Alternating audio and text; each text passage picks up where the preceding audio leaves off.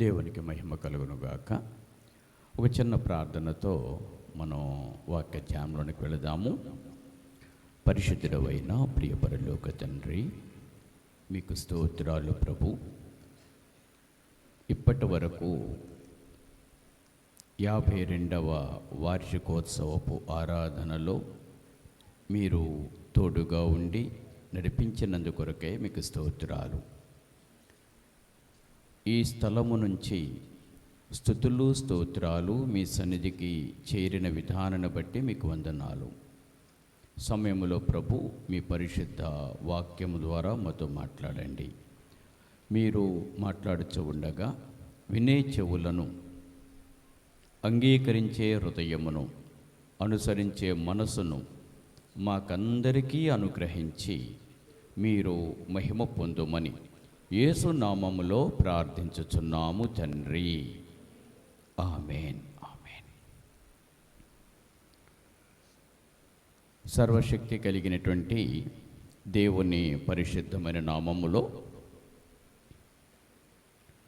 ఈ వార్షికోత్సవపు దినము యొక్క ఆరాధనకు వచ్చిన మీకందరికీ శుభములను, వందనములను ప్రభు క్రీస్తు యేసు పేర నేను మీకు తెలియజేస్తూ ఉన్నాను. అదేవిధంగా ఈరోజు దేవుని పరిశుద్ధమైన వాక్యమును అందించుట కొరకు దేవుడు నాకు ఇచ్చిన ఈ మంచి అవకాశమును బట్టి మీ మధ్యలోనికి నన్ను ఆహ్వానించి ఈ మంచి సమయము కల్పించిన దైవజనులు అన్న రాజకుమార్ అయ్యగారికి నా నిండు మనసుతో నేను వందనాలు తెలియజేస్తూ ఉన్నాను. చేయవలసిన కార్యక్రమాలన్నీ కూడా అయిపోయినాయి. అంటే ఏంటి, ప్రార్థనలు అయిపోయినాయి, పాటలు అయిపోయినాయి, స్తుతి కీర్తనలు అయిపోయినాయి. అన్ని రకాల ఆత్మీయమైనటువంటి కార్యక్రమాలన్నీ కూడా ముగించుకొని వాక్య సందేశంలోనికి మనం వచ్చాం. మరి అయ్యగారికి సంఘమంతటి కూడా ఫండమెంటల్ బాప్టిస్ట్ చర్చి యొక్క 52వ వార్షికోత్సవ శుభాకాంక్షలు నేను మీకు తెలియచేస్తూ ఉన్నాను. 52 సంవత్సరాలు కదా, 52 సంవత్సరాలు చాలా సుదీర్ఘమైనటువంటి కాలం. గత ఇంచుమించుగా నాకు తెలిసినంత వరకు ఒక 3-4 సంవత్సరాల కంటే ఎక్కువ నుంచి దైవజనులు నన్ను ఆహ్వానిస్తూ ఉన్నారు. అయితే మిగిలినటువంటి రోజుల్లో 3-4 తారీఖుల్లోనే నేను అటెండ్ అవ్వడం జరిగి ఉన్నది. కానీ ఈ సంవత్సరం దేవుని యొక్క కృపను బట్టి వార్షికోత్సవ దినమున మీ మధ్యలో ఉండడానికి దేవుడు నాకు మంచి అవకాశాన్ని ఇచ్చి ఉన్నాడు. ప్రభుని యొక్క ప్రేమ వాత్సల్ని బట్టి బాగున్నారా? సంతోషంతో ఉన్నారా? హ్యాపీగానే ఉన్నారు కదా? ఓకే. దేవుని యొక్క వాక్యాన్ని జాగ్రత్తగా విందాం. మనం చదివినటువంటి లేఖన భాగం అంజూరపు చెట్టును గురించినటువంటి దృష్టాంతం, అంజూరపు చెట్టును గురించిన విషయము. అయితే దాంట్లోనికి వెళ్ళడానికి ముందుగా ఈ వార్షికోత్సవానికి సంబంధించినటువంటి కొన్ని మాటలు, కొన్ని నిమిషాలు నేను మీతో చెప్పాలని ఆశపడుతూ ఉన్నాను. ఎందుకంటే 52 సంవత్సరాలు కదా, చాలా మనం చెట్టును గురించి ప్రస్తావన చేసినప్పుడు మొలిచిన చోటనే అంతమైపోయేటువంటి చెట్లు చాలా ఉంటూ ఉన్నాయి. కానీ మొలిచి పెరిగి పెద్దదై ఎంతో ఫలభరితంగా ఉన్నటువంటి చెట్లు ఉంటూ ఉన్నాయి చూడండి. అటువంటి చెట్లలో ఈ ఫండమెంటల్ బాప్టిస్ట్ చర్చి అనేటువంటి చెట్టు ఒకటి. దానికి కారణం ఏంటి? ఒకసారి మీరు ఆలోచన చేయండి. ఒక సంఘ కాపరి ఒక సంఘాన్ని నడిపించడం అంటే ఎంత భారమో, ఎంత బాధ్యతో కదా. కొన్నిసార్లు విసుగుదల వచ్చేస్తుంది, కొన్నిసార్లు కోపం వస్తుంది, కొన్నిసార్లు ఆవేదన కలుగుతుంది. అన్నిటినీ తట్టుకొని, అన్నిటినీ ఓర్చుకొని, అన్నిటినీ భరించి ఇన్ని సంవత్సరాలు సంఘము నిలబడిందంటే కారణం ఏంటి? ప్రభుని యొక్క నామములో ఒక కుటుంబాన్ని చూడండి, కుటుంబములు ఎంతమంది ఉంటారు? మహా ఉంటే ఈ రోజుల్లో అయితే ఒక 3, 4 అంతే. అంటే భర్త, భార్య, పిల్లలు 2 లేక 3, అంటే మొత్తం 4, 5 ఉంటారు.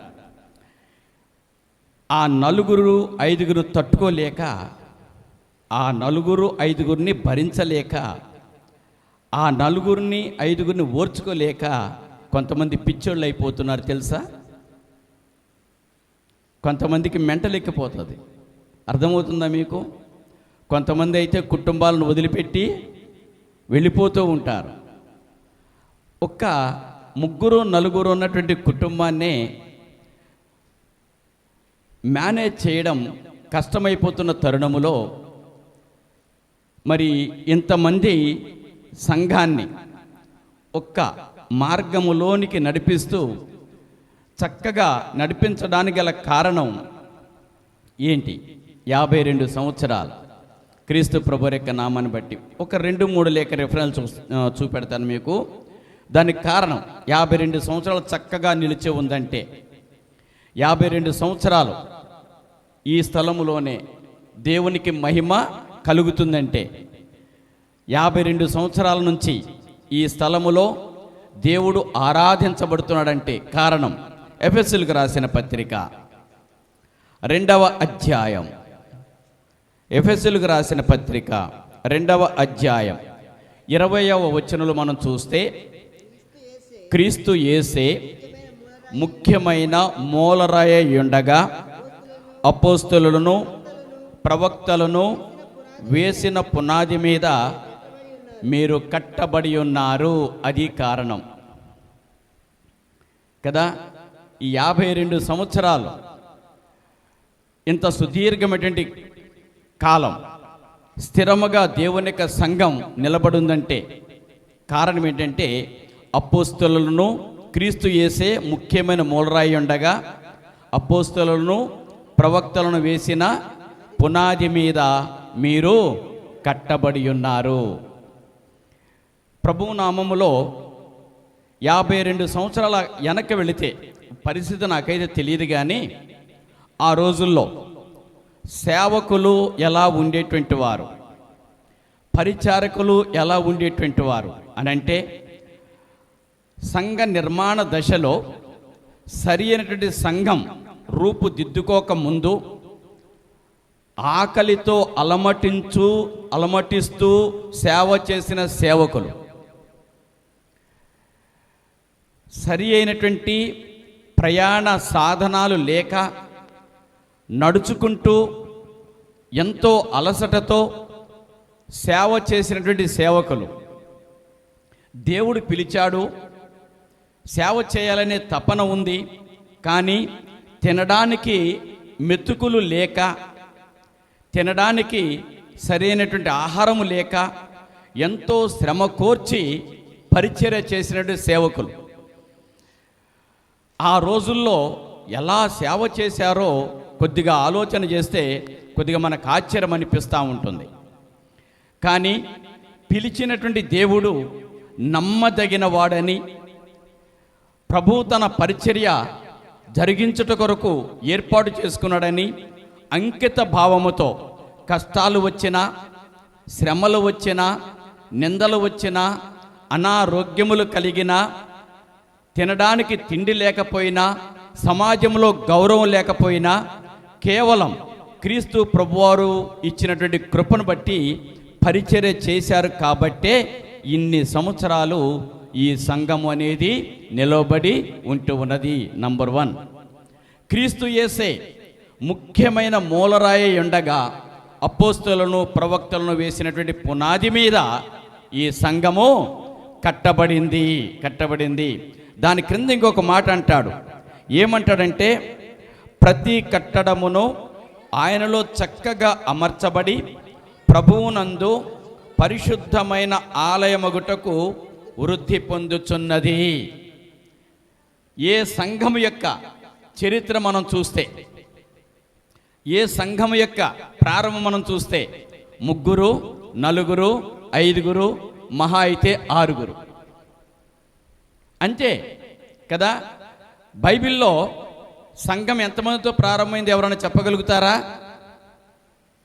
సంఘ నిర్మాణం జరుగుతున్న సమయంలో ఎంతమంది ఉన్నారు చెప్పగలుగుతారా?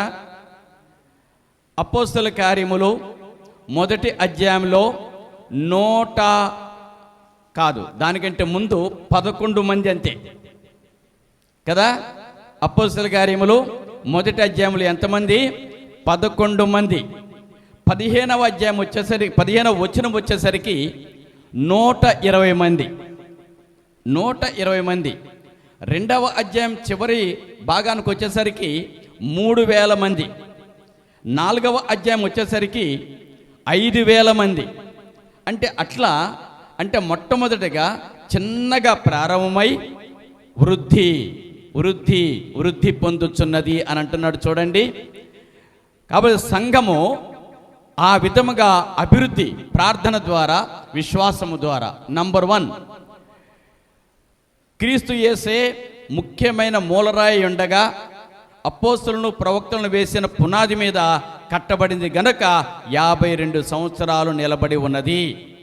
ప్రభు వచ్చేంత వరకు నిలబడట కొరకు తన కృపను అనుగ్రహించునుగాక. నంబర్ 2, అపోస్తల కార్యముల గ్రంథము 20వ అధ్యాయం 28వ వచనంలో చూడండి. అపోస్తల కార్యముల గ్రంథము, దేవుడు తన స్వరక్తమిచ్చి సంపాదించిన తన సంఘము. చాలు.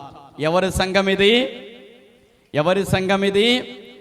దేవుడు స్వరక్తమిచ్చి సంపాదించిన తన సంఘం కదా. మనిషి తెలివితో తన సంఘాన్ని కట్టలేడు, డబ్బులతో తన సంఘాన్ని కట్టలేడు. అది క్రీస్తు సంఘం. దేవుడు స్వరక్తమిచ్చి సంపాదించిన తన సంఘం కాబట్టి 52 సంవత్సరాలు నిలబడి ఉన్నది. 100వ సంవత్సరంలోనికి ప్రవేశిస్తూ ఉన్నది కొన్ని సంవత్సరాలలో. అంటే క్రీస్తు ప్రభు యొక్క నామం బట్టి దేవుడు స్వరక్తమిచ్చి ఈ సంఘము కోసము క్రీస్తు ప్రభువారు తన స్వరక్తమును ధారపోసి ఉన్నాడు. దేవుడు స్వరక్తమిచ్చి క్రీస్తును దేవుడు కాదు అని చాలామంది రోజుల్లో వాదిస్తూ ఉన్నారు. ఇక్కడ దేవుడు తన స్వరక్తమిచ్చి సంపాదించాడు అన్నప్పుడు మరి దేవుడు అంటే ఎవరు స్వరక్తమిచ్చింది? క్రీస్తే కదా. క్రీస్తు తన స్వరక్తమిచ్చి సంపాదించుకున్నాడు మనలను. అందుకొరకే మనం నిలబడి ఉన్నాం. ఒకటి, క్రీస్తు ముఖ్యమైన మూలరాయి, అపోస్తలులు వేసిన పునాది మీద కట్టబడ్డాం, అందుకొరకే నిలబడగలిగాం. 2, ఆయనే స్వరక్తమిచ్చి మనల్ని సంపాదించుకున్నాడు కనుక మనం నిలబడ్డాం. 3, మత్తయి సువార్త 16వ అధ్యాయము 18వ వచనంలో మనం చూస్తే, మరియు నీవు పేతురువు, ఈ బండ మీద నా సంఘమును కట్టుదును. చాలు. పాతాళ లోక ద్వారములు దాని ఎదుట నిలువనేరవు. చూడండి ఎంత శ్రేష్టమైన మాటో. మరియు పేతురుతో ప్రభువారు మాట్లాడుతున్నాడు. మరియు నీవు పేతురువు, నీవు ఏమన్నాడండి? కాదు. మరియు నీవు పేతురువు, ఈ బండ మీద నా సంఘమును కట్టుదును అనగా బండ మీద కట్టబడిన సంఘం. ఎక్కడ కట్టబడింది? బండ మీద కట్టబడిన సంఘం. ఆ బండ ఏంటి? క్రీస్తే కదా. 1 కొరింథీ 10వ అధ్యాయం ప్రకారంగా ఆ బండ క్రీస్తే. క్రీస్తే ప్రభుని యొక్క నామాన్ని బట్టి క్రీస్తు యేసే ముఖ్యమైన మూలరాయి. అపోస్తలులు ప్రవక్తలు వేసిన పునాది మీద కట్టబడిన సంఘము. 2, దేవుడు తన స్వరక్తమిచ్చి సంపాదించిన సంఘము. 3, బండ మీద కట్టబడిన సంఘము. బండ మీద కట్టబడిన సంఘం. 4, ఇంకా ముఖ్యమైన కారణం ఏంటంటే హబక్కూకు గ్రంథం 2వ అధ్యాయం. చాలా జాగ్రత్తగా గమనించండి. ఆ లేఖనములో 2 విషయాలు నేను మీకు చెప్పాలని ఆశపడుతూ ఉన్నాను.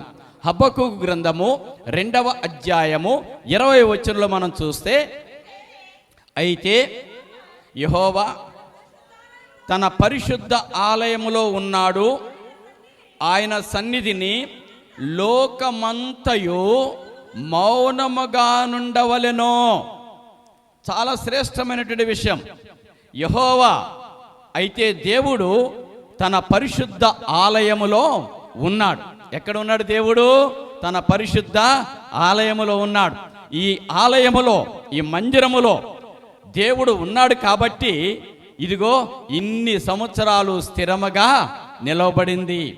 ఇన్ని సంవత్సరాలు గట్టిగా నిలబడగలిగింది. యెహోవా తన పరిశుద్ధ ఆలయములో ఉన్నాడు. ఆలయములో ఉన్నాడు.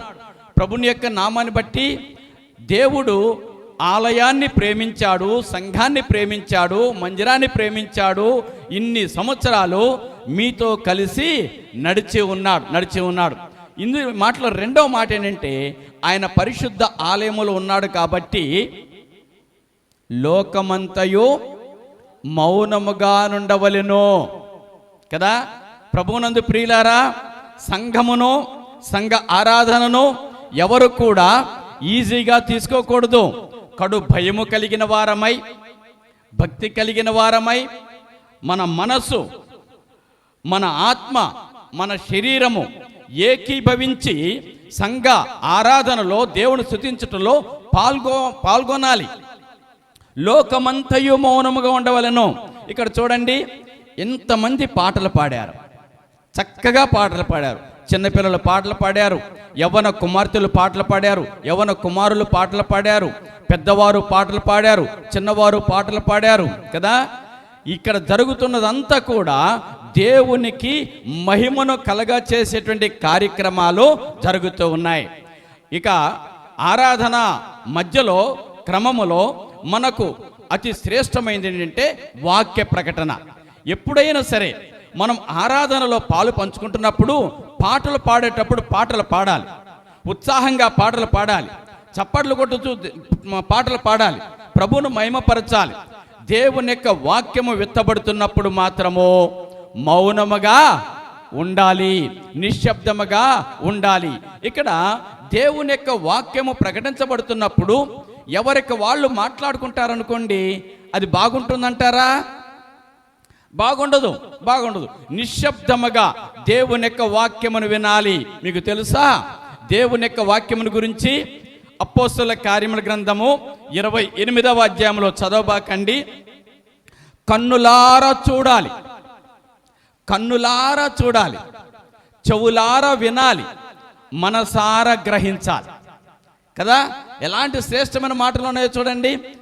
కన్నులారా చూడాలి. అబ్బా, ఆ స్వరూప దర్శనముతో మన ఆశ తీరిపోవాలి, మనకు సంతోషం కలగాలి, మనకు ఆనందం కలగాలి. కన్నులారా చూడాలి. యేసుక్రీస్తు ప్రభు యొక్క స్వరూపాన్ని మనం కన్నులారా చూచి మన ఆశను తీర్చుకోవాలి. చెవులారా వినాలి, దేవుని యొక్క వాక్యమును చాలా జాగ్రత్తగా వినాలి. 3వదిగా మనసారా గ్రహించాలి. అప్పుడు స్వస్థత కలుగుతుంది అని దేవుని యొక్క వాక్యం మనకు తెలియజేస్తూ ఉన్నది. అంటే ఈ సంఘము 52 సంవత్సరాలు మరి స్థిరముగా నిలవబట్టడానికి గల కారణాలు ఇవి కొన్ని. ఆయనే మీతో ఉండి, మీ మందిరంలో ఉండి ఈ విధంగా తన పరిశుద్ధ సహాయాన్ని దయచేస్తున్నాడు కాబట్టి మరి 52 సంవత్సరాలు ముగించుకొని 53వ సంవత్సరంలోనికి అడుగుపెట్టుచున్నారు. ఇప్పుడు చదివిన లేఖన భాగంలోనికి వెళదాం. ఈ చదివినటువంటి లేఖన భాగం మార్కు సువార్త 11వ అధ్యాయము 12 నుంచి 14 వచనం వరకు. ద సేమ్ చదవబాకండి, నేను చదవమన్నప్పుడు చదువు కానీ.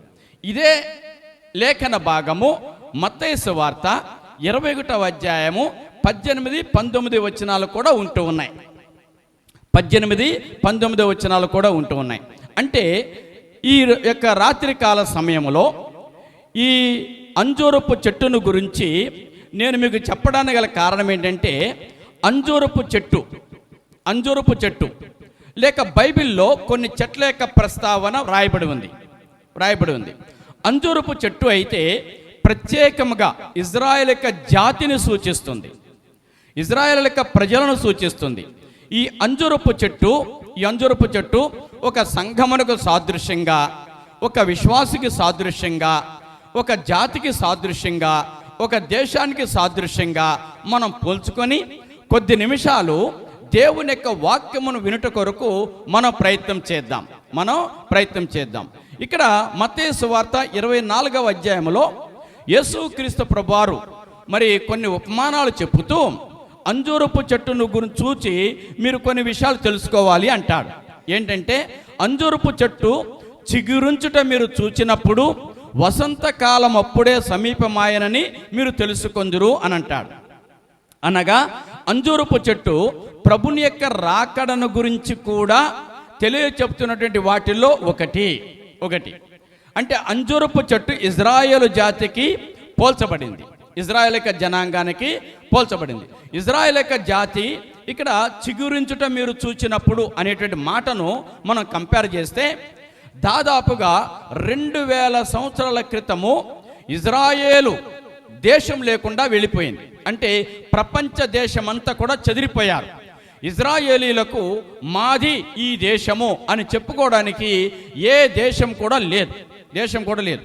అయితే చివరికి అది చిగురించింది. అనగా 1948వ సంవత్సరం మేబీ కొద్దిగా అటు ఇటుగా ఆ దేశానికి ఫామ్ అయ్యి ఆ దేశంలోనికి ఇజ్రాయేల్ ప్రజలు రావడం ప్రారంభించారు. అంటే చిగురించడం ప్రారంభమైంది అని చెప్పేసి, దానిని బట్టి ఇక ప్రభువారు త్వరలో రాబోతున్నాడు అని రాకడ కూడా ఒక సాదృశ్యం. ఇప్పుడు ఈ అంజూరపు చెట్టును గురించి మనం చూద్దాం. ఈ అంజూరపు చెట్టును శపించినటువంటి విషయం కదా మనం ఇందాక చదువుకున్నది. అయితే శపించబడడానికి గల కారణం ఏంటి? ఎందుకు యేసుక్రీస్తు ప్రభువారు దాన్ని శపించాడు? అక్కడ మనకు చాలా స్పష్టంగా క్లియర్గా ఉంది. యేసుక్రీస్తు ప్రభువారు చూశాడు, ఆయనకు ఆకలి అవుతుంది. సరే, దూరం నుంచి చూసినప్పుడు అంజూరపు చెట్టు కనబడింది. అంజూరపు చెట్టు కనబడగానే ఆ అంజూరపు పండ్లు ఏమన్నా ఉంటాయేమో అని చెప్పేసి దగ్గరకు వస్తే ఆ అంజూరపు చెట్టున కాయలు తప్ప పండ్లేమి కూడా లేవు. వెంటనే అక్కడ పరిశుద్ధాత్ముడు ఒక మాట రాయించాడు. ఎందుకు పండ్లు లేవు అని అంటే, అది అంజూరపు పండ్ల కాలము కాదు, అంజూరపు పండ్ల కాలం కాదు. ఇది చాలామంది అపార్థం చేసుకుంటూ ఉంటారు. మరి ఈ విషయం ప్రభువుకు తెలియదా?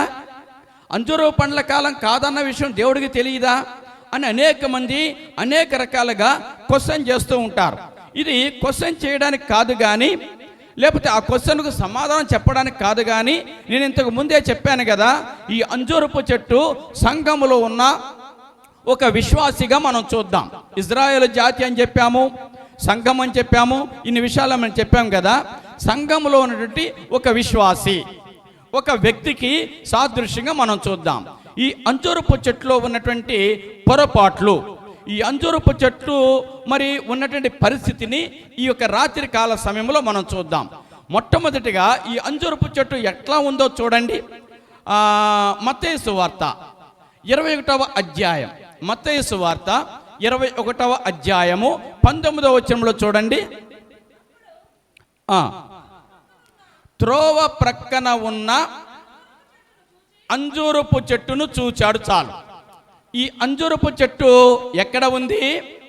త్రోవ ప్రక్కన ఉన్నది. Praise the Lord. ఎక్కడ ఉంది అంజూరపు చెట్టు? త్రోవ ప్రక్కన ఉంది. ఇప్పుడు అంజూరపు చెట్టే కాదు, ఏ చెట్లైనా సరే ఎక్కడ ఉంటాయి?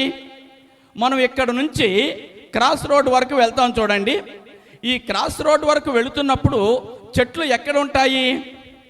రోడ్డు మీద ఉంటాయా, రోడ్డు ప్రక్కన ఉంటాయా? అంటే త్రోవలో ఉంటాయా, త్రోవ ప్రక్కన ఉంటుందా? కదా, త్రోవ ప్రక్కనే ఉంటాయి కదా, రోడ్డు ప్రక్కనే ఉంటాయి కదా. అంటే వాస్తవంగా మనం చూస్తే చెట్టు పరంగా మనం ఆలోచన చేస్తే అది చెట్టు తప్పేమీ కాదు. ఎందుకు? త్రోవలో ఉంటే నరికేస్తారు కాబట్టి త్రోవ ప్రక్కనే చెట్లన్నీ కూడా ఉంటూ ఉంటాయి. కానీ ఒక విశ్వాసుని గురించి ఆలోచన చేద్దాం, ఒక విశ్వాసుని గురించి ఆలోచన చేద్దాం. ఈ విశ్వాసి త్రోవ ప్రక్కన, ఇప్పుడు త్రోవ ప్రక్కన ఎవరుంటారో తెలుసా మీకు? ఎటువంటి వారు ఉంటారో తెలుసా మీకు? త్రోవ ప్రక్కన ఎటువంటి వారు ఉంటారు, ఎవరుంటారు అనగానే భిక్షగాళ్ళు ఉంటారు, లేదా కుంటోళ్ళు ఉంటారు, గుడ్డోళ్ళు ఉంటారు అని ఎన్నో సమాధానం చెప్పవచ్చు. అయితే ఆ విషయాన్ని పక్కన పెడదాం, మనం వాక్య ప్రకారంగా మనం చూద్దాం. త్రోవ ప్రక్కన ఉండేటువంటి వారు ఎవరు అనగా మార్కు సువార్త 4వ అధ్యాయము 15వ వచనంలో చూడండి. మార్కు సువార్త 4వ అధ్యాయము 15వ వచనం. త్రోవ ప్రక్కన ఉండువారు ఎవరనగా వాక్యము వారిలో విత్తబడును, కానీ వారు వినిన వెంటనే సాతాను వచ్చి వారిలో విత్తబడిన వాక్యమును ఎత్తుకొని పోవును. అంటే చూసారా, త్రోవ ప్రక్కన ఎవరుంటారు? త్రోవ ప్రక్కన ఎవరుంటారు? వారిలో వాక్యము విత్తబడును. అంటే దేవుని యొక్క వాక్యమును చాలా శ్రద్ధగా వింటారు, చాలా జాగ్రత్తగా వింటారు కదా. అయితే దేవుని విషయం వచ్చేసరికి వాక్యము వింటే సరిపోదండి, వాక్యము వింటే సరిపోదు, వాక్య ప్రకారంగా చేసేటువంటి వారమై ఉండాలి. 3 రకాల ప్రజలు ఆశీర్వదించబడిన వారు.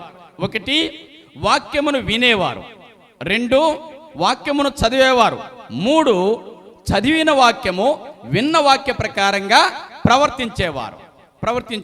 ఏమి వింటున్నారో జాగ్రత్తగా చూసుకోనండి అని మన ప్రభు అనేక సార్లు హెచ్చరించడానికి గల కారణం అదే. త్రోవ ప్రక్కన ఎవరు ఉంటారంటే అంజూరపు చెట్టు, అంటే అది ఫిజికల్గా చెట్టును గురించి కాదు, ఒక మనిషిని గురించి, ఒక విశ్వాసుని గురించి. వాక్యము వింటారు, వాక్యం వింటారు, చాలా జాగ్రత్తగా వింటారు, ఆశతో వింటారు. కానీ వారిలో వాక్యము విత్తబడిన వెంటనే ఎవరు వస్తారు? సాతాను వస్తాడు.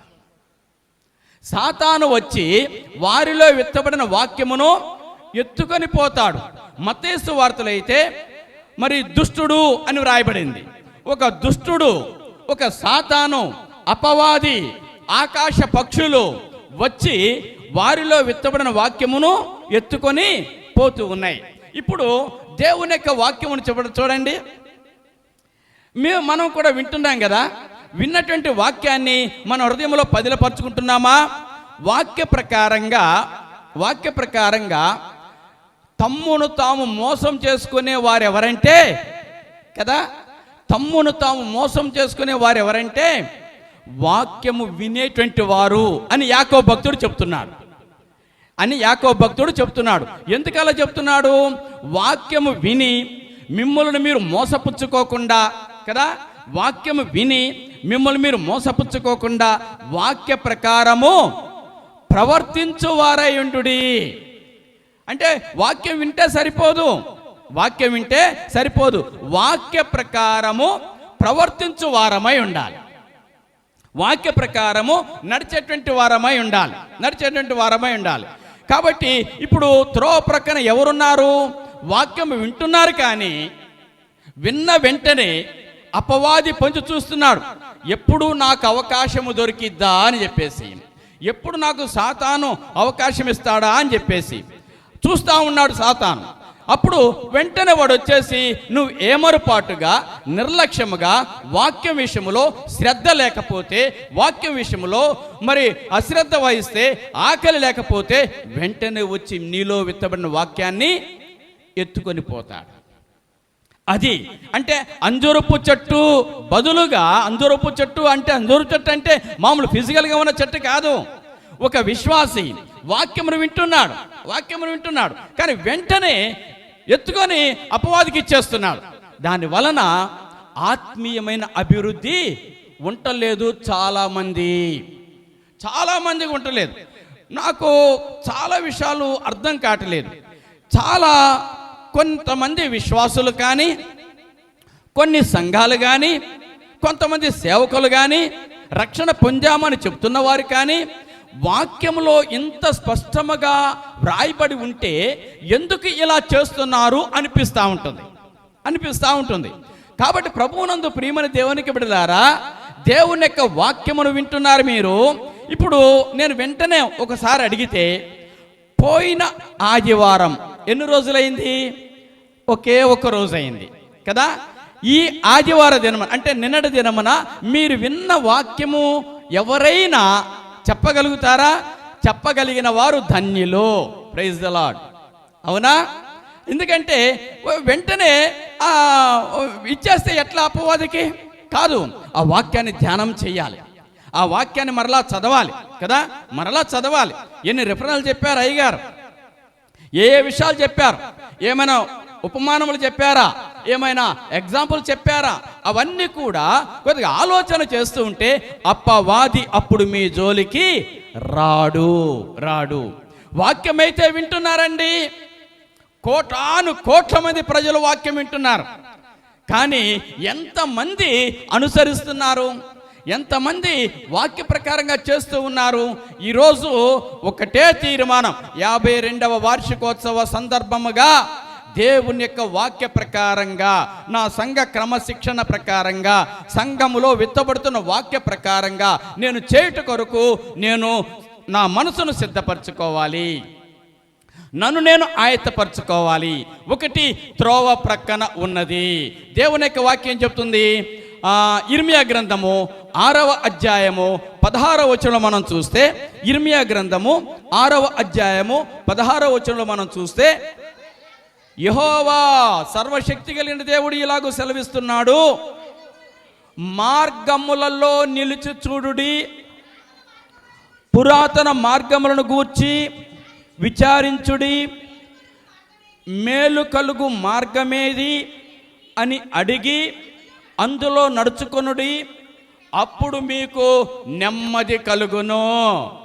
దేవుని ప్రియమైన బిడ్డలారా, మనము చేయవలసిన ఆరాధనా పద్ధతులు, మనం జీవించవలసిన జీవిత విధానాలు, మనం ప్రవర్తించవలసిన ప్రవర్తన సమస్తము కూడా పరిశుద్ధ గ్రంథములో ఎప్పుడో రాయించి పెట్టాడు యేసయ్య మన కొరకు.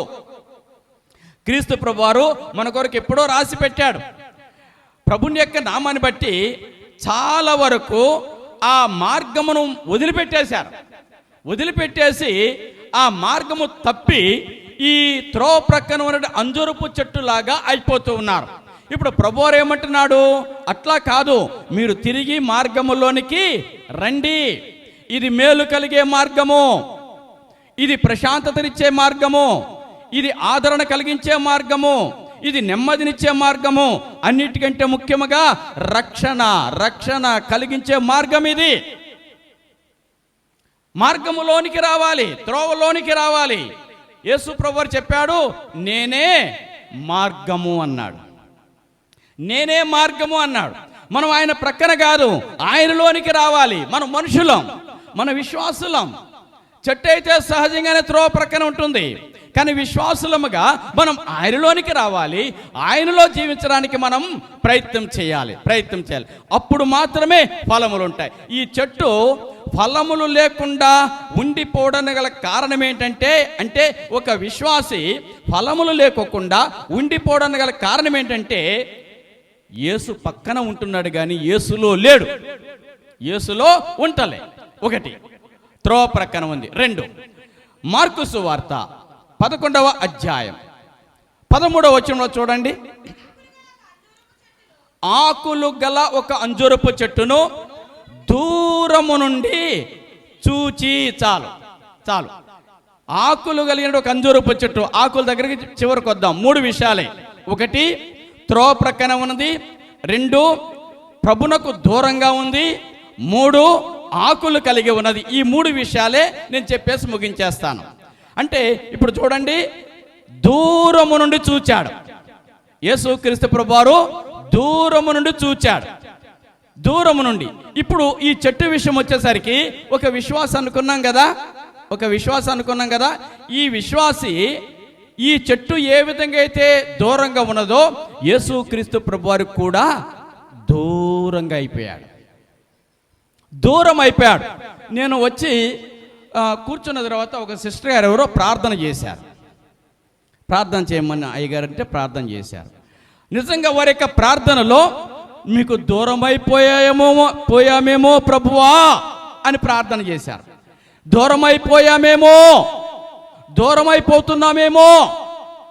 నిజమే కదా, ఆత్మ పరిశీలన అనేది మనకు చాలా అవసరం. ఆ మాట నాకు చాలా నా హృదయాన్ని తాకింది. వాస్తవానికి క్రీస్తు ప్రభువారికి దగ్గరగా ఉన్నాం అనుకుంటున్నారు చాలామంది, కానీ వారు మానసికంగా ఎప్పుడో దూరమైపోయి ఉంటారు. అంటే దూరంగా ఉన్నది ఆ చెట్టు. ఆ విధముగా యేసుక్రీస్తు ప్రభువారికి చాలామంది విశ్వాసులు దూరమైపోతున్నారు. ప్రభుని యొక్క నామములో ఒకవేళ ఈ యొక్క రాత్రికాల సమయంలో నీవు కూడా ఒక దూరమైపోతున్నావేమో, క్రీస్తు ప్రభువారికి ఎడమైపోతున్నావేమో. ప్రభుని యొక్క నామములో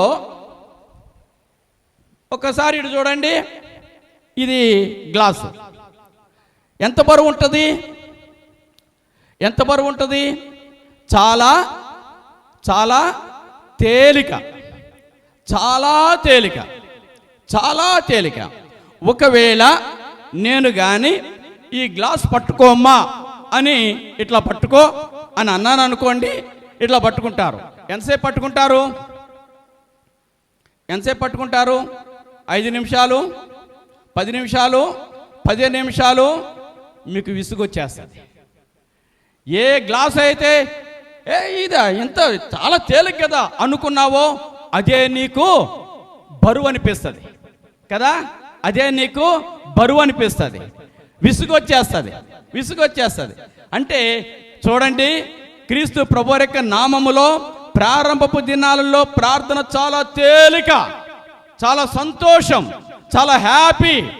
దేవుని యొక్క మందిరానికి వెళ్ళడం అంటే ఎంత సంతోషమో, ఎంత ఆనందమో. నా కాడి సులువైనది, నా భారము తేలికైనది. కానీ రాను రాను ఈ తేలికైనటువంటి గ్లాసే బరువుగా ఎలా అనిపిస్తుందో చాలా మంది యొక్క జీవితంలో ఆధ్యాత్మిక జీవితం కూడా బరువైపోతుంది. ప్రార్థన కూడా కష్టమైపోతుంది, ప్రార్థన కూడా బరువైపోతుంది. ప్రార్థనకు దూరం అయిపోతున్నారు, వాక్యానికి దూరం అయిపోతున్నారు, దేవునితో సహవాసానికి దూరం అయిపోతున్నారు.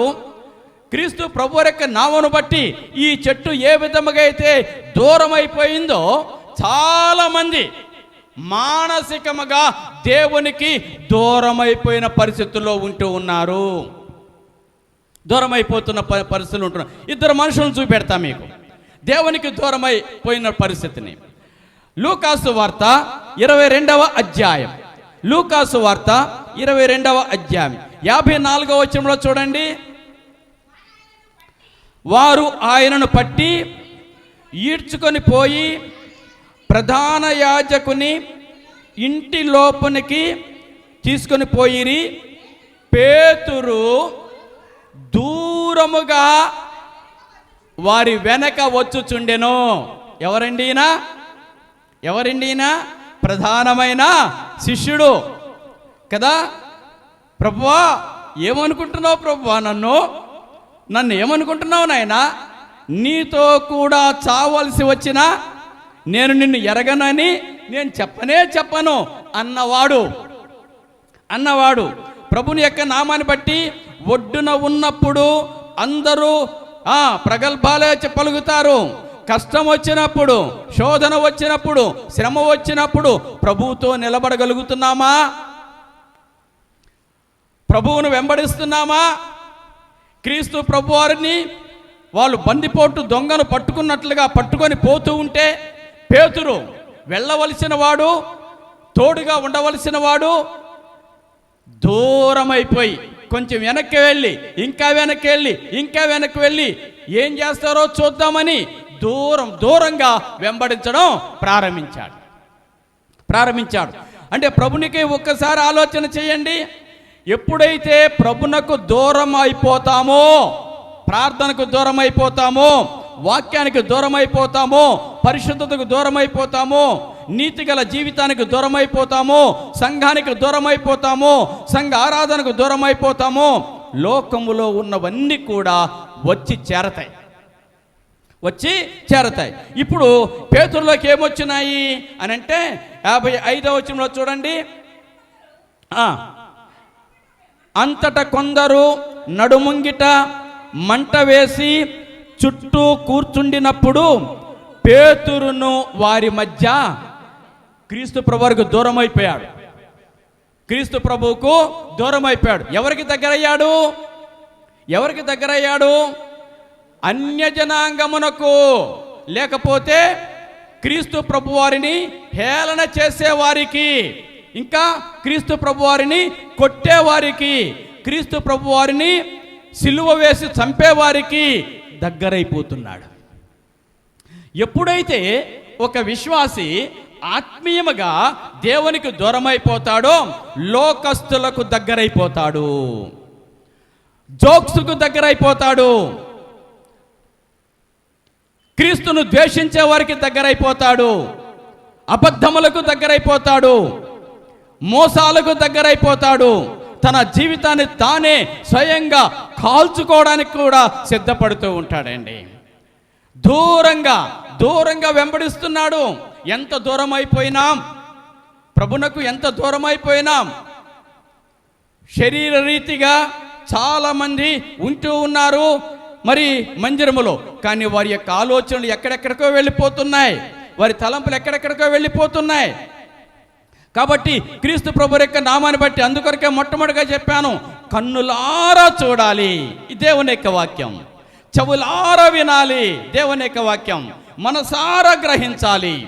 అప్పుడు మాత్రమే ఆధ్యాత్మిక ఫలములు కలిగి నీవు జీవించగలుగుతావు. ఆత్మీయమైన ఫలములు నీలో ఉంటాయి. క్రీస్తు ప్రభు యొక్క నామమును బట్టి నిజముగా ఎంత ప్రయాసముతో సంఘ నిర్మాణము జరిగి ఉన్నదో, ఆ తరువాత సంఘము ఎదుగుతున్న కొలది ఇంకా ఎక్కువ సహకారం, ఇంకా ఎక్కువ ప్రోత్సాహం, ఇంకా ఎక్కువ ఉత్సాహం విశ్వాసుల ద్వారా కలగాలి. కానీ ప్రారంభము ఉన్నటువంటి ఆ సంతోషము చాలా చోట్ల మనకు కనబడతలే. మీకు తెలుసా, అబ్రహాము యొక్క ఎంట పుట్టి అల్లవర్చబడిన 318 మందిని తీసుకుని వెళ్ళి లోతును, సొదొమ వాళ్ళు యుద్ధము చేసి లోతును తీసుకుని వెళుతున్న తరుణములో అబ్రహాము ఇంట పుట్టి అలవర్చబడిన 318 మందిని తీసుకుని వెళ్ళి వారితో యుద్ధము చేసి లోతును విడిపించాడు. అంటే అర్థమవుతుంది కదా మీకు, క్రీస్తు ప్రభు యొక్క నామాన్ని బట్టి ఇంట పుట్టి అలవర్చబడిన తన పని వారిని తీసుకుని వెళ్ళి, తన సైన్యాన్ని తీసుకుని వెళ్ళి యుద్ధం చేశాడు. 52 సంవత్సరాలంటే ఎంతమంది పుట్టుంటారు ఈ యొక్క సంఘంలో? ప్రైజ్ ది లార్డ్, హల్లెలూయా కదా. ఎంతమంది పుట్టింటారు ఈ సంఘంలో? ఇప్పుడు పిల్లల పాటలు పాడారు, వీళ్ళందరూ ఈ సంఘంలో పుట్టిన వాళ్ళే కదా. అంటే సంఘంలో పుట్టిన వాళ్ళంటే అర్థం ఏంటి? సంఘ విశ్వాసులకు జన్మించిన వాళ్ళే కదా. రేపు ప్రొద్దున వాళ్ళు పెద్దవాళ్ళు అయిన తర్వాత ఎట్లా ఉండాలి? అపవాదితో యుద్ధము చేసేవారిలాగా, సంఘానికి గోడలాగా నిలబడేవారిలాగా. ఎన్నో కష్టాలు రాబోతూ ఉన్నాయి భవిష్యత్తులో, భయంకరమైన పరిస్థితులు ప్రస్తుత పరిస్థితుల్లో క్రైస్తవ లోకంపైకి వస్తూ ఉన్నాయి. అటువంటి తరుణములో సంఘములో పుట్టి అలవర్చబడిన వారే అండగా ఉండాలండి, సపోర్ట్గా ఉండాలి. క్రీస్తు ప్రభు యొక్క నామాన్ని బట్టి ప్రార్థన ఆయుధం పట్టుకొని, విశ్వాసమనే డాలు పట్టుకొని ప్రభువు కోసం జీవించే జీవితము కలిగి ఉండాలి. ఇక్కడ పేతురు దూరము నుండి వెంబడిస్తున్నాడు. దూరంగా వెంబడిస్తున్నాడు. ఏంటమ్మా ఈ మధ్యలో దూరం అయిపోతున్నాం దేవునికి సన్నిధికి? కోపం వచ్చేస్తుంది కొంతమందికి కదా. ఏంటమ్మా దేవుడికి దూరం అయిపోతున్నట్లుగా కనబడుతూ ఉన్నది. అవును, దేవుడికి దూరం అయిపోతున్నారు చాలామంది. ఎప్పుడైతే దేవుడికి దూరం అయిపోయాడో అపహాస్కుల మధ్య కూర్చున్నాడు. ఎప్పుడైతే అపహాస్కుల మధ్య కూర్చున్నాడో ఒక చిన్న పాప అట్టు వెళ్తుంది. చిన్నది అని రాసింది, అక్కడ చిన్నది అని రాసింది. 14 సంవత్సరాలు ఉంటాయో 20 సంవత్సరాలు మనకు తెలియదు. ఒక చిన్నది అట్లా వెళుతూ వాళ్ళు చలిమంట వేసుకుంటున్నారుగా, ఆ చలిమంటకు వెలుతురులో పేతురు చూసింది. పేతురు చూసి నువ్వు కూడా అతని వాడివే. చదవండి 56వ వచనంలో. చూచి అతనిని తేరు చూచి వీడును అతనితో కూడా ఉన్నవాడే అని చెప్పింది కదా. ఒక చిన్నది, ఒక ఆడపిల్ల, ఒక చిన్న పిల్ల వెళుతూ చూసి వీడు కూడా ఆ యేసుతో ఉన్నవాడే, వీడు కూడా ఆ యేసుకు చెందినవాడే అని అంది. వెంటనే అమ్మమ్మమ్మమ్మ అతను ఎవరో నాకు తెలవదు, ఆయన ఎవరో నాకు తెలియదు. ఏం మాట్లాడుతున్నావు అమ్మాయి? నువ్వెవరు చూసి ఏమనుకుంటున్నావో? మనం క్రైస్తవులం, మనం దేవుని పిల్లలం, క్రీస్తుతో ఉన్నవారిమి. అబద్ధాలు చెప్తున్నామా? అబద్ధం ప్రవేశించింది పేతురులో, అబద్ధాలు ప్రవేశించిన పేతురులో. ఎప్పుడైతే క్రీస్తుకు దూరం అవుతామో అపహాస్కుల మధ్య కూర్చునే పరిస్థితి వస్తుంది, హేళన చేస్తున్న వారి మధ్య. ఆ తర్వాత అబద్ధం ప్రవేశించింది. ఆఖరికి ఎంత స్థితికి వచ్చాడంటే ఒట్టు పెట్టుకుంటున్నాడు, అమ్మమ్మ అతను ఎవరో నాకు తెలియదమ్మాయి అని చెప్పేసి. పిరికితనం వచ్చేసింది, భయపడిపోతూ ఉన్నాడు. దేవునికి దూరం అయిపోతే మన ధైర్యము వెళ్ళిపోతుంది. ఈ చెట్టు యేసుక్రీస్తు ప్రభువారికి దూరంగా ఉన్నది. మత్తయి సువార్త 11వ అధ్యాయంలో ఇంకొక వ్యక్తి ఉన్నాడు. ఆయన పేరు బాప్టిజం ఇచ్చి యోహాను కదా. తెలియని వారు ఎవరైనా ఉన్నారా? బాప్టిజం ఇచ్చి యోహాను గురించి తెలవని వారు ఎవరైనా ఉన్నారా? మనకందరికీ బాగా తెలుసు బాప్టిజం ఇచ్చేటువంటి యోహాను. ఆ బాప్టిజం ఇచ్చే యోహాను తన శిష్యులను ప్రభు దగ్గరకు పంపించి, రాబోవాడవు నీవేనా? మేము మరి ఒకరి కొరకు కనిపెట్టవలెనా అని అడుగుతున్నాడండి. ఎంత ఆశ్చర్యమో చూడండి, ఎంత బాధ కలిగించే మాట చూడండి. యోహాను రాబోవాడు నీవేనా, మేము మరి ఒకరి కొరకు కనిపెట్టవలెనా అని అడుగుతున్నాడు. అలా ఎందుకు అడగాల్సి వచ్చిందండి? ఆయన యోహానుకు యేసు ప్రభువారు ఎప్పటి నుంచి తెలుసు? యోహానుకు యేసు ప్రభువారు ఎప్పటి నుంచి తెలుసు? ఆమేన్. తల్లి గర్భములో యోహాను పిండముగా ఉన్నప్పటి నుంచే యేసుక్రీస్తు ప్రభువారు తెలుసు ఆయనకి కదా. అటువంటి వ్యక్తి ఆయన హెచ్చవలసి ఉన్నది, నేను తగ్గవలసి ఉన్నది అని చెప్పిన వ్యక్తి. ఇదిగో లోక పాపమును మోసుకొని పోవు దేవుని గొర్రెపిల్ల అని చెప్పిన వ్యక్తి కదా. ఎలాంటి ఒక ఆధిక్యతలు కలిగిన వాడో చూడండి యోహాను. అటువంటి యోహానుకు డౌట్ వచ్చేసిందండి, అనుమానం వచ్చేసింది. ఎప్పుడు వస్తుంది అనుమానము? ఎప్పుడు వస్తుంది డౌటు? నువ్వు అనుకున్నది జరగనప్పుడు అనుమాన పడుతున్నావేమో, నీ కష్టాలు వచ్చినప్పుడు అనుమాన పడుతున్నావేమో, నీకు శ్రమలు కలుగుతున్నప్పుడు అనుమాన పడుతున్నావేమో. యోహాను పట్టుకొని జైల్లో వేశాడు హేరోదు రాజు. జైల్లో వేసినప్పుడు ఈయనకి డౌట్ వచ్చింది. మరి నేను జైల్లో వేయబడ్డాను కదా, యేసు ప్రభువు నన్ను మరి విడిపించాలి కదా, నాకు సహాయం చేయాలి కదా, కానీ ఎంతగా సహాయం చేస్తలేదు ఏంటి? అసలు ఆయనేనా కాదా? ఎందుకు వచ్చింది డౌటు నీకు? ఎందుకు వస్తుంది యొక్క అనుమానము? నీ కష్టాలు, నీ శ్రమల వలన ఈ విధమైనటువంటి డౌటు, అనుమానం అనేటువంటిది లోనికి ప్రవేశిస్తుందేమో. ఒక్కసారి ఆలోచన చేసుకోండి. అప్పుడు పంపించాడండి. పంపించి ఈ నువ్వేనా, మేము వేరొకరి కొరకు కనిపెట్టవాలనా అని అడిగాడు. ప్రభువునందు ప్రియమైన దేవునికి బిడ్డలారా, రక్షించబడ్డారు, మారు మనసు పొందారు. రక్షించబడి మారు మనసు పొందినప్పుడు మీకు ఎన్ని కార్యాలు జరిగినాయో చూడండి. ఈ సంఘములో ఇల్లు లేని వాళ్లకు ఇల్లు, సొంత ఇల్లు వచ్చి ఉంటాయి. సొంత ఇల్లు వచ్చి ఉంటాయంటే ఎక్కడి నుంచో రావండి, మీ కష్టార్జితమే కదా. పిల్లలు లేని వారికి పిల్లలు జన్మించి ఉంటారు, వివాహములు కాని వారికి వివాహాలు జరిగి ఉంటాయి కదా, కుటుంబాలుగా కట్టబడి ఉంటాయి, రోగాలు వచ్చిన వాళ్ళకు స్వస్థత కలిగి ఉంటుంది, ఎన్ని సంతోషకరమైన కార్యాలు జరిగినాయి. ప్రభుని యొక్క నామములో ఏదో ఒక చిన్న సమస్య రాగానే అసలు దేవుడేనా? దేవుడైతే నాకెందుకు ఇన్ని కష్టాలు వస్తున్నాయి, నాకెందుకు ఇన్ని శ్రమలు కలుగుతున్నాయి అని మీరు అనుకుంటున్నారేమో. వాళ్ళు వెళ్ళిపోయిన తర్వాత ప్రభు వారు అన్నాడు తన శిష్యులు తనతో ఉన్నవారిని చూసి, మీరు ఎవరిని చూస్తానికి అరణ్యంలోనికి వెళ్ళారు? మీరు ఎవరిని చూస్తానికి అరణ్యంలోనికి వెళ్ళాడు అని ప్రవక్తన ఇవన్నీ చెప్పి ఇంకొక మాట అంటాడు, గాలికి అటు ఇటు కదులుచున్న రెల్లునా అని అంటాడు. అంటే ఇప్పుడు ప్రస్తుత పరిస్థితిలో యోహాను యొక్క పరిస్థితి, బలమైన వాడే యోహాను. స్త్రీ గర్భమున జన్మించిన వాడు యోహాను కంటే గొప్పవాడు ఎవరు కూడా లేరు, అంతటి ఆధిక్యత ఉన్నది యోహానుకి. అయినప్పటికీ ఈ పరిస్థితుల్లో ఊగిసలాడుతున్నాడు, డౌట్ పడుతూ ఉన్నాడు. నీకేదైనా కష్టం వచ్చినప్పుడు, శ్రమ వచ్చినప్పుడు ఇంకా బలముగా దేవుని హత్తుకో, ఇంకా బలముగా దేవుని దగ్గరకు రా, ఇంకా ఎక్కువగా ప్రార్థన చెయ్యి, ఇంకా ఎక్కువగా విశ్వాసము కలిగి ఉండు. కాబట్టి ఒకటి త్రోవ ప్రక్కన ఉన్నది, రెండు దూరంగా ఉన్నది. ఎవరైనా సరే దేవునికి దూరం అయిపోతున్న పరిస్థితుల్లో ఉంటే ఈరోజు మరలా ప్రభువు దగ్గరకు రండి. మూడు చదవండి అమ్మా. 11వ అధ్యాయము మార్కు సువార్త 22వ వచనం కదా.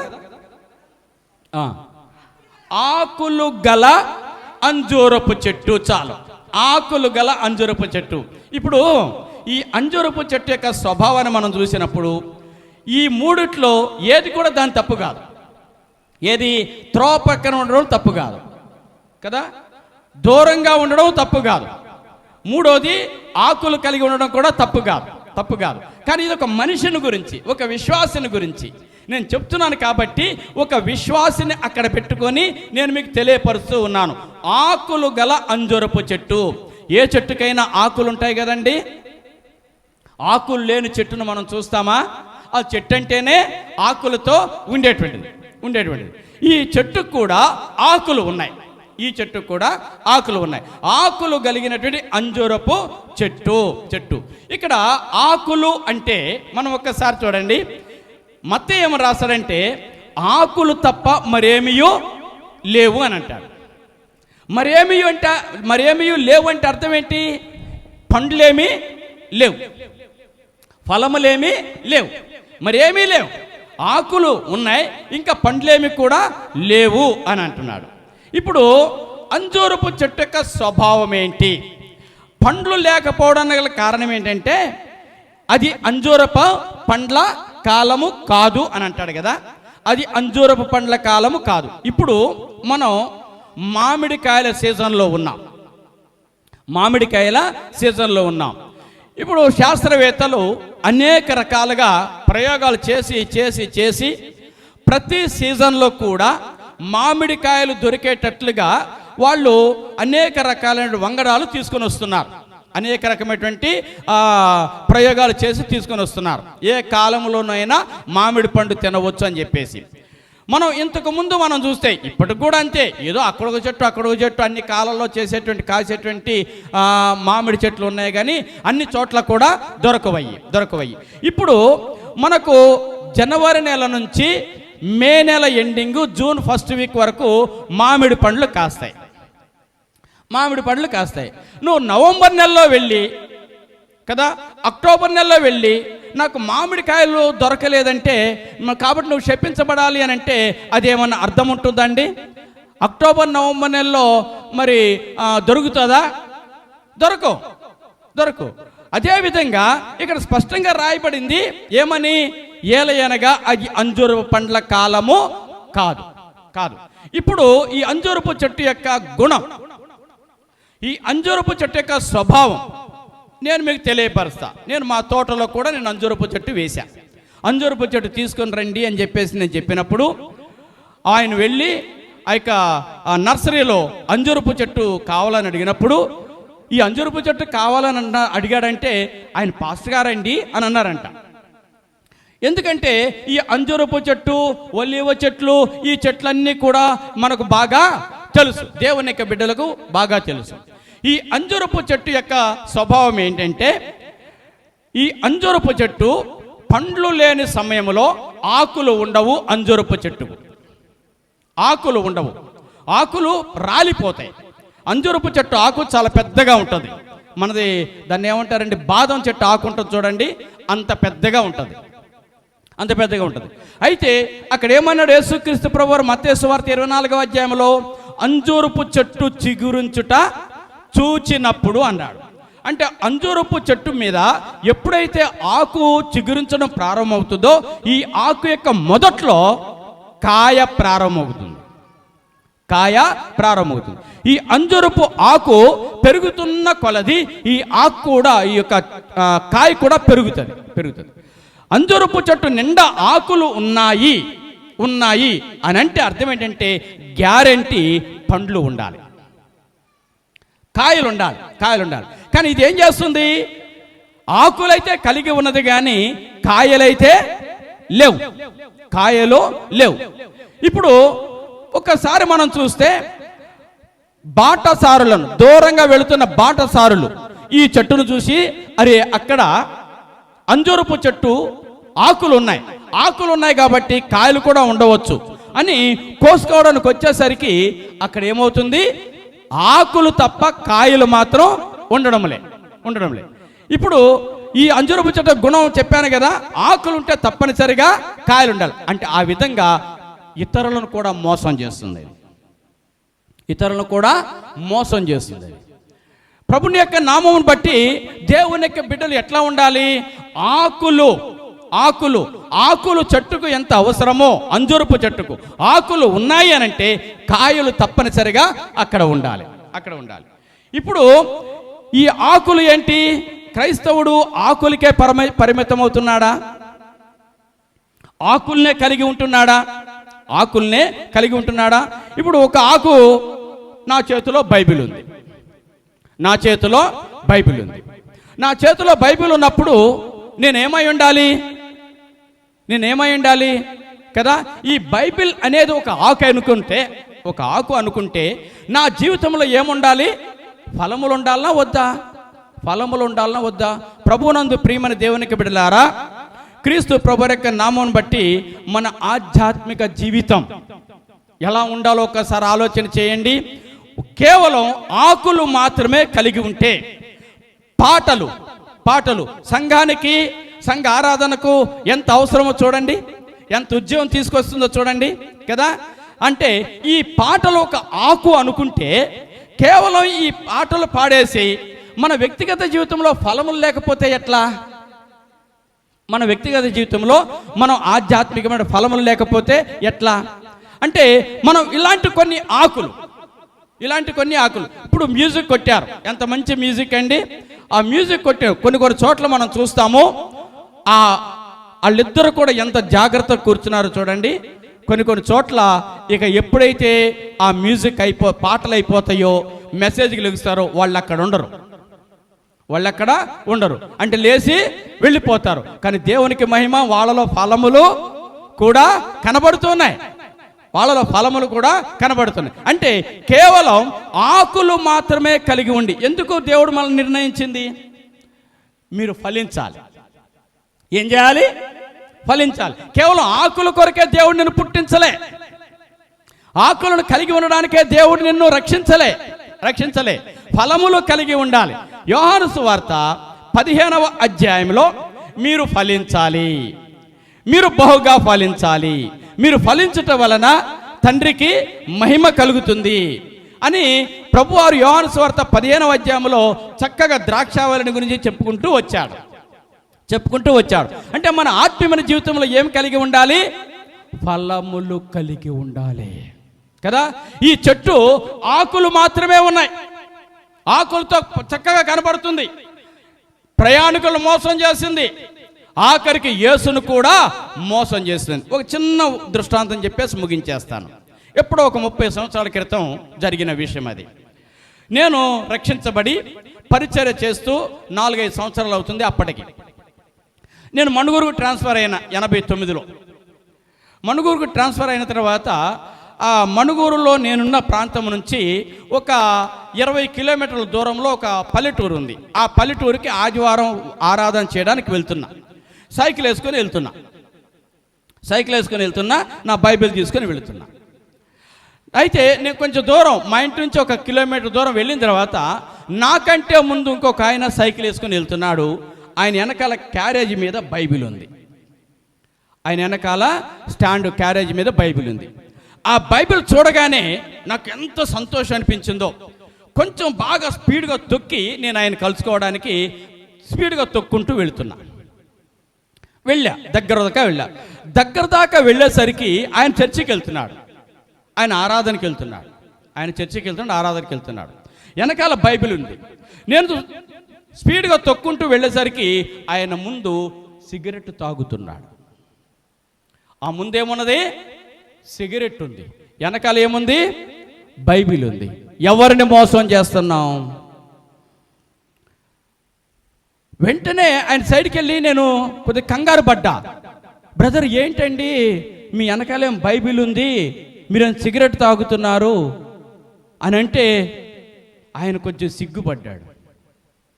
ఆయన కొంచెం బాధపడి ఆఫ్ చేశాడు, సైకిల్ ఆఫ్ చేసి. నేను కూడా ఆఫ్ చేసిన.